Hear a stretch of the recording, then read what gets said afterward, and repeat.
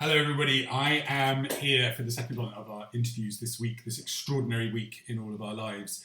I'm here with Jeremy Berthoux from Home Conseil, Relocation, based in Lyon, but operating all over France. I love that cookbook. Thank you so much.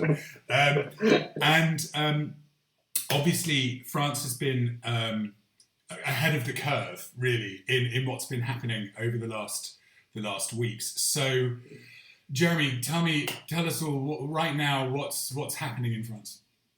Hi, Dom. Hi, everyone, and thanks for having me. Thanks for this great initiative in bringing everyone together and having, I would say, a positive force and a positive impact on this very strange times.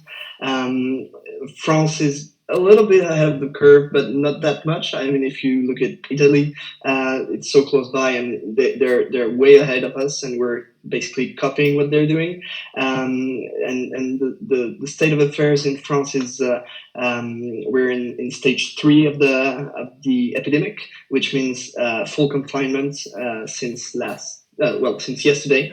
It seems time goes by so quickly. It seems like a whole life ago, but we've been confined for 36 hours now. Things are so far so good, but business is stopping to a crawl, basically. We're in emergency mode and contingency mode, so to speak. So everything is being carried out remotely.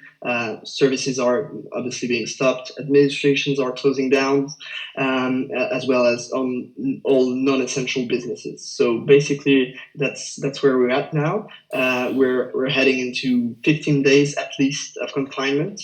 Most likely, I would assume 30 days, as the period can be renewed. Wow. Basically it's a full stop on the economy and basic life. So strange times indeed. Just things we haven't seen in generations. Yes. Really, and that's extraordinary. And tell me, just from the point of view of like your day-to-day life, what can you do? Can you actually go outside? We can go outside based on really necessities. So you can go outside to get healthcare, obviously. Right. You can go outside to work if remote work is not a possibility. Okay. Within Home Conseil, we've switched to full-on home office since yesterday. And you can go outside to buy food, obviously. Okay. And you can also go outside to exercise or walk the dog. So those are the limited cases where you can go out. On Sunday, as the confinement was looming in, French people being French people, we were all outside.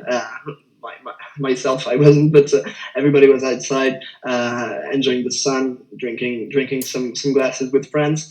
And I think it was a good thing that the government struck a little bit harder. There are fines in force. I think it's 135 euros if you don't respect basically the all-day curfew, and you have to do an authorization for yourself to be outside. Right. You have to go through a process, and I think that's a smart move, because it makes you think twice before going out.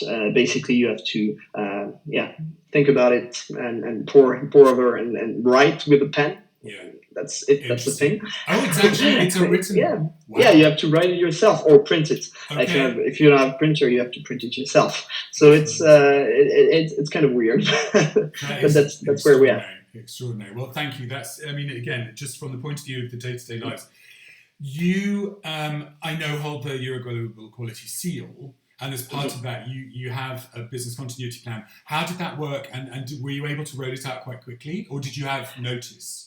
Once again, Italy being an example, it was kind of a notice. It was as much foresight as we could have.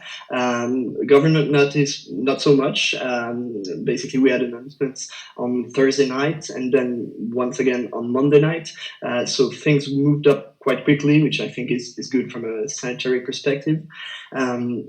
Apart from that, yes, obviously we had notice in building up the EGQS over the years, and the business continuity plan was there, so it was pretty easy to implement, and we did implement it in stages based on the recommendations of the government. Basically, a week ago, we switched to remote services as much as we can, with strict sanitary measures for people in contact or having been in danger zones, so to speak. But as the whole world became a danger zone, we basically shut this down as well. I think the last visits we carried out was last week on Friday, with the few services moving walkthroughs happening on Monday, without any contact, without any physical contact. So remote services as much as we could, then a full stop to everything as businesses were basically closing down. But having a plan ahead of time was truly what made things go smoothly. And I would add that a lot of transparency and communication around it was very important.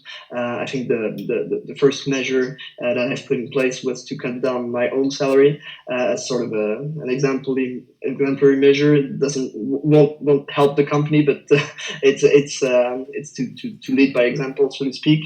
And then stopping over time. Furthermore, we were thinking about temporary unpaid leave, which is something that the government has in place in France. So that's pretty much the way things are looking up. We're at the moment trying to assist the signees and foreigners in the country that are navigating a very difficult time. For example, the form that I mentioned, we've translated it and provided it to all of the assignees that came into the country recently, so that they're not so lost and don't risk a fine. And obviously providing guidance to clients trying to repatriate French people abroad also, which is kind of a challenge. And yeah, this is pretty much where we stand right now, and I assume that business will stop to a crawl in the upcoming days or weeks, and we'll basically have to deal with that. And try to anticipate on the business coming back after a few, hopefully, weeks, and perhaps more realistically months. So we're gonna work under this assumption of the economy going into either a V curve or a U curve. I'd rather have a V, but we'll see. Yeah, I think you're right. I mean, that's a very impressive set of business continuity measures that you have in place. I mean, not only just from the point of view of thinking about how the team are going to cope, but how you're assisting with your assignees, and also your financial planning has already begun. And I know that's key. That's absolutely key. Yeah. Yeah, the idea is to be ready when it comes back. I mean, global mobility as an industry, it has to be a force in relieving the disaster, so to speak. Yeah. We're still assisting some of our clients who are still operating and operating more. I'm not going to say names, but delivery of packages is very important these days, and those are the companies that need to have people coming into France. And I have to salute the people that are rushing in. The French president said many times over on Monday that we are at war. And those are the people that are trying to win the war, keeping people safe at home while having packages of critical need being delivered to their door is something that's important. There are obviously other sides of business, healthcare, and so forth that are very important, and we can be a force right now as a global mobility industry, and we have to be a force when business needs to have people moving in for critical plants to be restarted and so forth. Absolutely. I mean, everybody that I've been speaking to over the last few days says, the role that our industry is going to take in the recovery after this is going to be massive. So that's, something that we've got to keep in mind, because that contains its own business continuity planning. How are your team? How are they doing? Well, the team is going fine. The first order of business is that nobody's sick or at least not with COVID. We had some people on sick leave, but for other reasons, which is a relief. Everybody's safe at home. Everybody's able to work from home, which was the top priority. Everybody's a little bit in a limbo state with the with the confinement, but that's something we can go past. And I think everybody's coping well. We've set up a Slack for the team, so everybody's communicating. I've just sent it's funny, a few photos, because we had a photo up at the office last Thursday, so right before the measures were put in place. Which is funny, and it's a little distraction, so to speak. So everybody's coping okay. Everybody's in emergency mode, trying to assist with the signees. We had some news yesterday that residency titles were extended for a further 3 months, which is a great relief from our perspective on the immigration side of things. And that's what we've been communicating to assignees right now, because that was very stressful for them. What should I do? My resident permit expires in 2 weeks. What am I going to do? The administration to get it is closed. Well, there's a solution for you. So that's the first order of business. And as I said, we're now preparing for the business to come back. And also, I'm gonna put them on training, because I've seen that EuRA is offering free training for the MIM. So any unused time until perhaps temporary leave is put in place will be put to getting ready for the future with a good set of training. I mean, it was one of those things that we immediately thought. Actually, we were quite late to the party. We should have done it before, but it was really when Italy went into lockdown. We thought we need to offer all those members the opportunity, just because you've got to continue with a sense of purpose, I guess. Yeah. How are you all staying positive? Well, for myself, it's pretty easy having a toddler at home. It's quite easy, although it's not an easy task. It's easy to stay positive, but looking forward is the way to go. I mean, this is temporary. We're gonna have to hit pause basically on everything, but things are gonna pick up. I mean. Myself, I've been doing some research into the great 1918 influenza epidemic, and a year after the heart of the epidemic, no mention whatsoever on the economic ledgers in the US, which are the most ancient archives we can find on economic data. Right.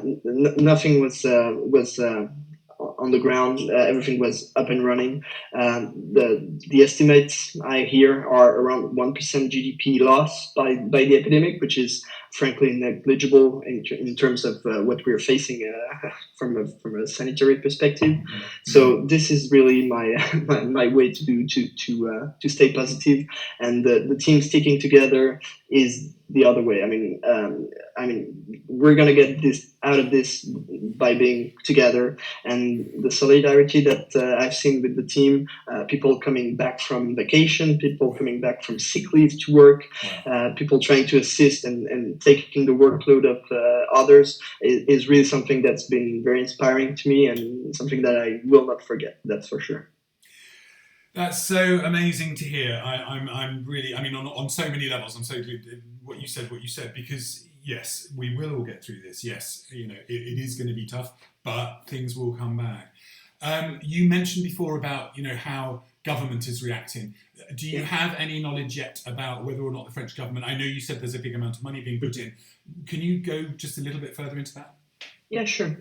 Well, the big amount of money is 45 billion euros that has been put on the table by the government, and this will go to many measures, but a few of those are postponement of repayment of loans, of payment of social charges, which is very helpful for companies, and something that's going to be leveraged all around. Postponement of rent also in some cases, as well as an interdiction to evict for a further 2 months. In France, you cannot evict during the winter time, but this has right. been pushed back Extended. for a further 2 months. Right. As well as I said, temporary leave that is going to be handled by the government. So we're going to pay our workers, and the government is going to pay us back, which is basically, I think, the best course of action. It's basically a new deal, just like after the 29 crisis.